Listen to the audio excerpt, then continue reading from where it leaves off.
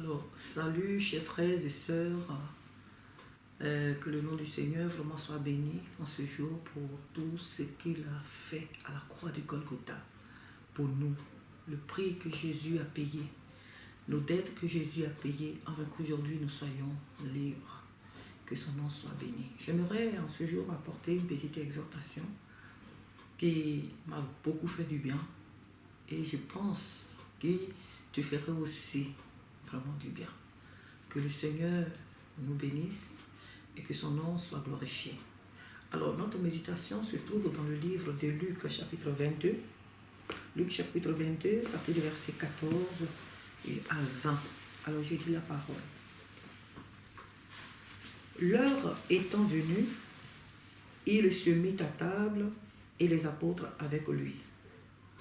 Il leur dit: j'ai désiré vivement manger cette Pâque avec vous avant de souffrir, car je vous le dis, je ne la mangerai plus jusqu'à ce qu'elle soit accomplie dans le royaume de Dieu.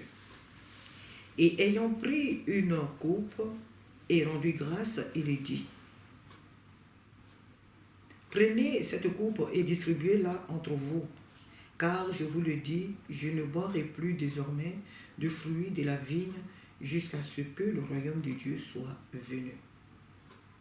Ensuite, il prit du pain et, après avoir rendu grâce, il le rompit et le leur donna en disant: ceci est mon corps qui est donné pour vous.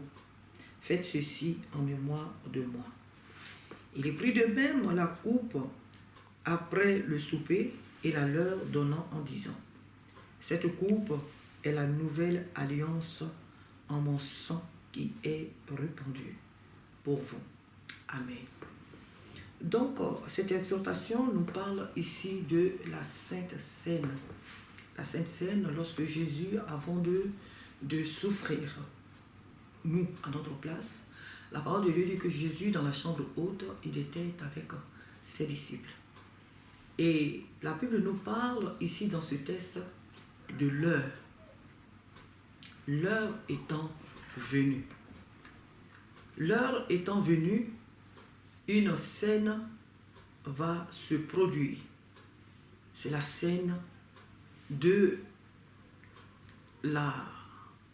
partage, la scène de communion,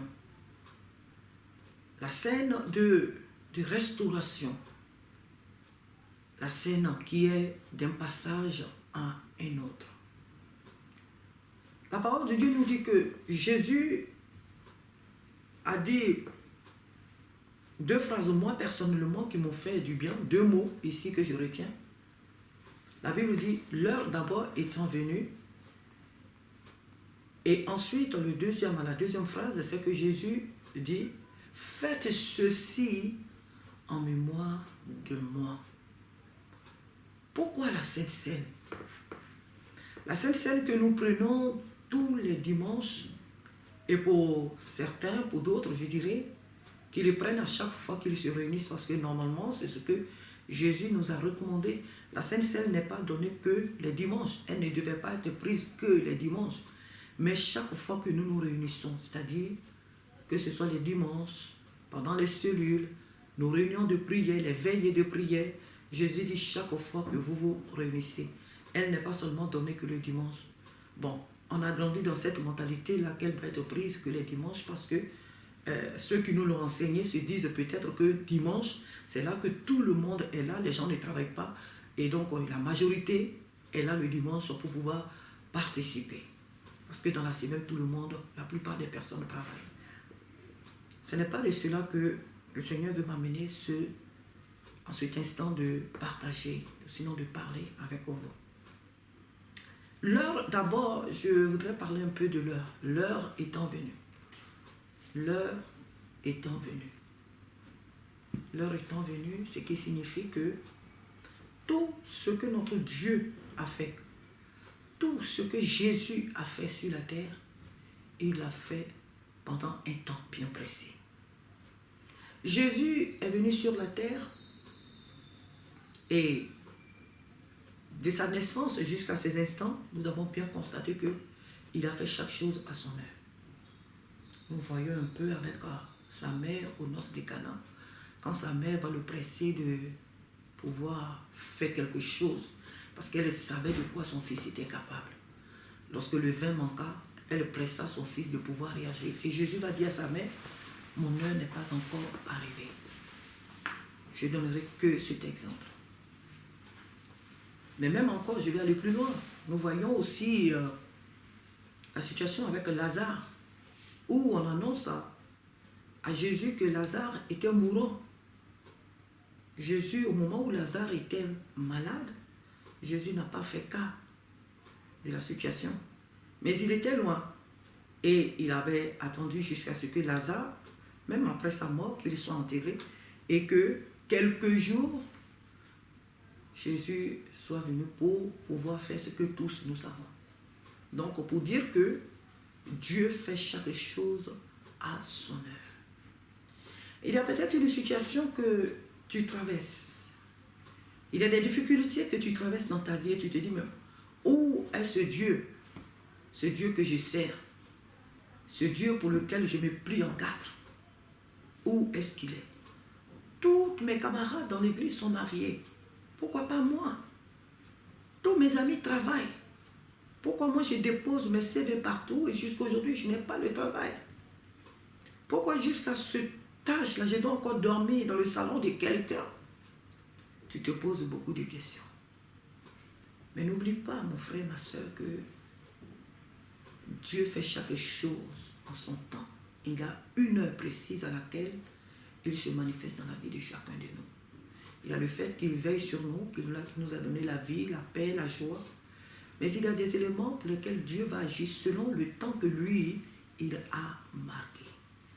L'heure étant venue. Jésus avait ressuscité les morts. Jésus avait guéri les paralytiques. Jésus avait marché sur les eaux. Jésus avait multiplié des pains pour que des milliers de personnes mangent. Chaque chose qu'il a faite avait eu son heure, son temps. Ici, l'heure était venue pour que Jésus passe à cette étape finale avec ses disciples, avec toi et avec moi. L'heure étant venue. Sur ce petit mot, le Seigneur me met tout simplement à cœur de te dire tout simplement qu'il fera les choses dans ta vie selon l'heure qu'il a fixée. Il le fera aussi à moi dans ma vie, les choses que je lui ai demandées, des choses auxquelles je m'attends, ou peut-être que je ne m'attends pas. Il le fera en son temps et en son heure. Personne ne peut précipiter la main de Dieu. Personne ne peut amener Dieu à faire des choses quand le temps qu'il a fixé n'est pas encore arrivé. C'était là une petite parenthèse. Mais le mot sur lequel vraiment je voudrais insister, puisque le texte nous parle de la Sainte Seine, Jésus dit dans sa parole, dans ce texte, faites ceci en mémoire de moi. C'est vraiment là mon message. Pourquoi Jésus nous dit de faire ceci, de prendre la Sainte Seine en mémoire de lui? Parce que souvent quand nous prenons la Sainte Seine, nous nous souvenons certainement que ça c'est le corps, ça c'est le sang de Jésus. Jésus a souffert pour nous. Faites ceci en mémoire de moi ne veut pas seulement dire de boire le corps et le sang et s'en souvenir que Jésus est mort pour nous à la croix. Jésus veut dire par là, faites ceci en mémoire de moi. Souvenez-vous de ma naissance. Souvenez-vous de tout ce que j'ai vécu, de tout ce que j'ai souffert.